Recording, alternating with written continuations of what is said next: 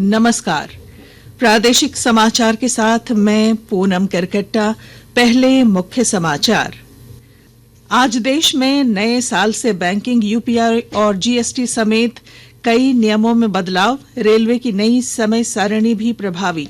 One nation one subscription योजना का पहला चरण शुरू। मुख्यमंत्री हेमंत सोरेन अब से थोड़ी देर बाद खरसावां गोलीकांड के अमर शहीदों को देंगे श्रद्धांजलि। राज्य के कई मंत्री और विधायक भी कार्यक्रम में होंगे शामिल। राजधानी रांची समेत राज्यभर में हर्षोल्लास और धार्मिक भावना के साथ नव वर्ष का स्वागत। पर्यटन और पिकनिक स्थलों पर उमड़ी सैलानियों की भीड़। पहाड़ों पर हो रही बर्फबारी से राज्य में कड़ाके की ठंड। रांची समेत कई जिलों में न्यूनतम पारा 5 डिग्री सेल्सियस तक लुढ़का। और अब समाचार विस्तार से। देश में नए साल से बैंकिंग, यूपीआई भुगतान और जीएसटी समेत कई नियमों में बदलाव हुए हैं। ट्रेनों की नई समय सारणी भी आज से प्रभावित हो गई है। रेलवे बोर्ड के कार्यकारी निदेशक दिलीप कुमार ने बताया कि रेल परिचालन के समय में बदलाव के बारे में यात्रियों को विभिन्न माध्यमों से अवगत कराया जा रहा है। शोधार्थियों और विद्यार्थियों के हित में आज से वन नेशन वन सब्सक्रिप्शन योजना का पहला चरण भी शुरू हो गया है। सूचना और प्रसारण मंत्री अश्विनी वैष्णव ने वन नेशन वन सब्सक्रिप्शन योजना के फायदे बताए हैं।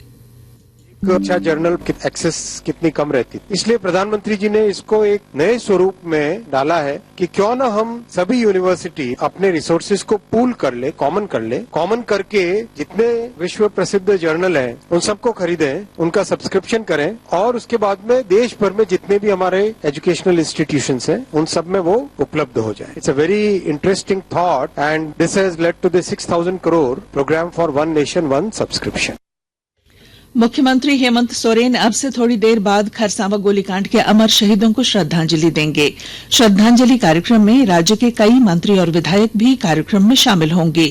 कार्यक्रम को लेकर खरसावां शहीद बेदी और केसरे मुंडा चौक पर खास तैयारी की गई है। इससे पहले आज सुबह पूर्व केंद्रीय मंत्री अर्जुन मुंडा अपनी पत्नी मीरा मुंडा के साथ खरसावां शहीद स्थल पहुंचे। यहां उन्होंने शहीदों को नमन करते हुए उन्हें श्रद्धांजलि दी। केंद्रीय मंत्री अर्जुन मुंडा ने कहा कि पवित्र शहीद स्थल आज भी शहीदों की वीर गाथाओं को बयां कर रहा है।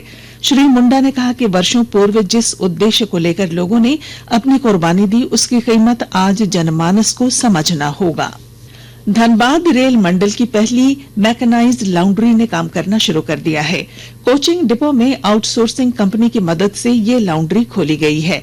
लॉन्ड्री के संचालक सौरभ अग्रवाल ने बताया कि इस लॉन्ड्री में हर रोज 8,000 बेड रोल तैयार करने की क्षमता है।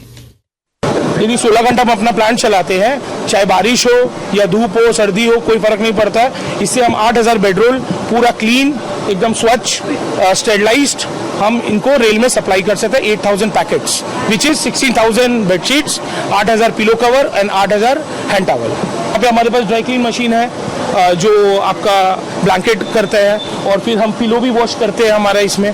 तो इससे क्या है कि आप एकदम निश्चिंत, आपको 8,000 बेडरोल्स ये प्लांट आपको दे सकता है। सरायकेला खरसावां जिले के चांडिल अनुमंडल क्षेत्र अंतर्गत खूंटी गांव में बाघ द्वारा एक बैल को मार दिए जाने की सूचना पर प्रशासन सतर्क हो गया है। चांडिल के अनुमंडल पदाधिकारी ने चांडिल सीओ और बीडीओ को पत्र लिखकर खूंटी गांव के आसपास के क्षेत्रों में लोगों को सचेत करने का निर्देश जारी किया है।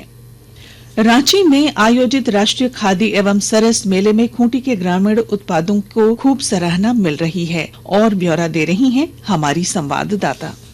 20 दिसंबर 2024 से राष्ट्रीय खादी एवं सरस मेला का भव्य आयोजन रांची के मोराबादी मैदान में किया गया है। यह मेला 4 जनवरी 2025 तक चलेगा। मेले में झारखंड के खूंटी जिले के 5 स्टॉल विशेष आकर्षण का केंद्र बने हुए हैं। खूंटी जिले के ये सभी स्टॉल न केवल ग्रामीण महिलाओं की मेहनत और आत्मनिर्भरता को दर्शा रहे हैं, बल्कि स्थानीय कला और संस्कृति को भी बढ़ावा दे रहे हैं। ज्योत्सना शीला, आकाशवाणी समाचार, खूंटी।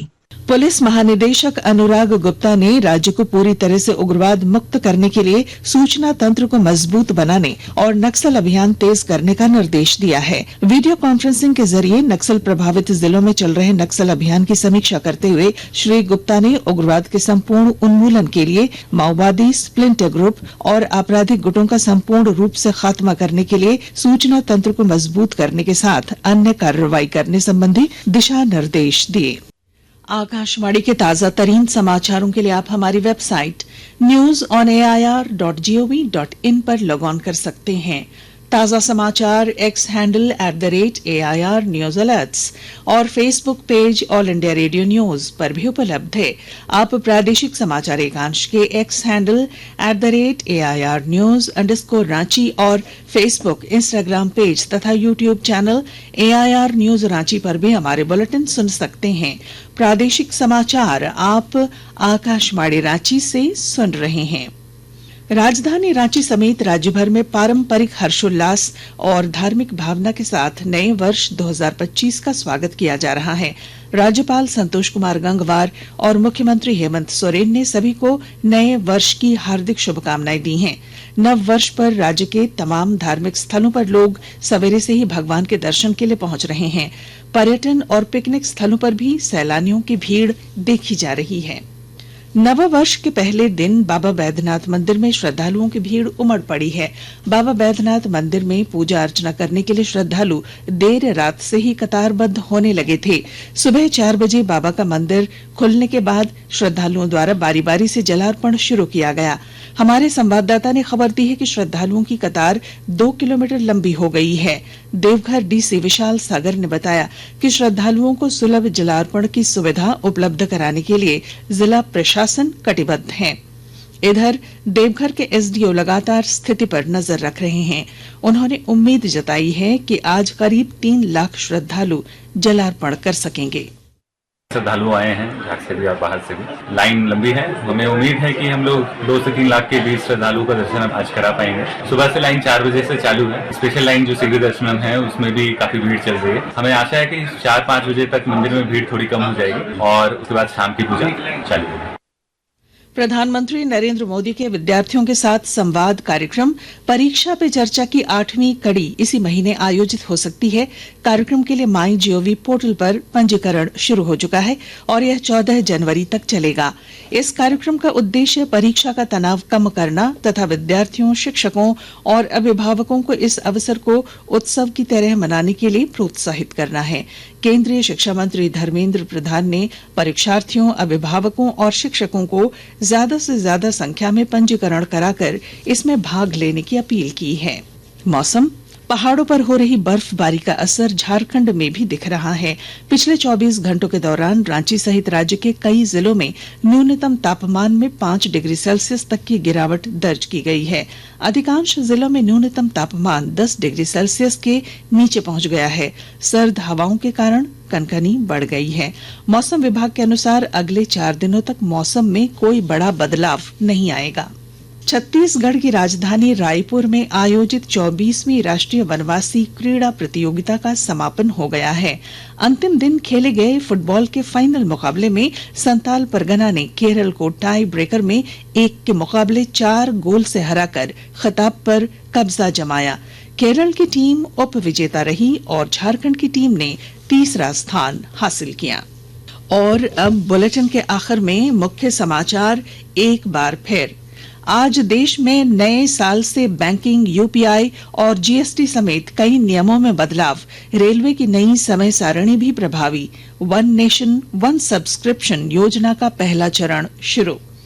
मुख्यमंत्री हेमंत सोरेन अब से थोड़ी देर बाद खरसावां गोलीकांड के अमर शहीदों को देंगे श्रद्धांजलि। राज्य के कई मंत्री और विधायक भी इस कार्यक्रम में होंगे शामिल। राजधानी रांची समेत राज्य भर में हर्षोल्लास और धार्मिक भावना के साथ नव वर्ष का स्वागत। पर्यटन और पिकनिक स्थलों पर उमड़ी सैलानियों की भीड़। और पहाड़ों पर हो रही बर्फबारी से राज्य में कड़ाके की ठंड। रांची समेत कई जिलों में न्यूनतम पारा 5 डिग्री सेल्सियस तक लुढ़का। और इसके साथ ही आकाशवाणी रांची से प्रादेशिक समाचार का ये बुलेटिन समाप्त हुआ। अगला प्रादेशिक समाचार बुलेटिन दोपहर 2:55 पर प्रसारित किया जाएगा। नमस्कार।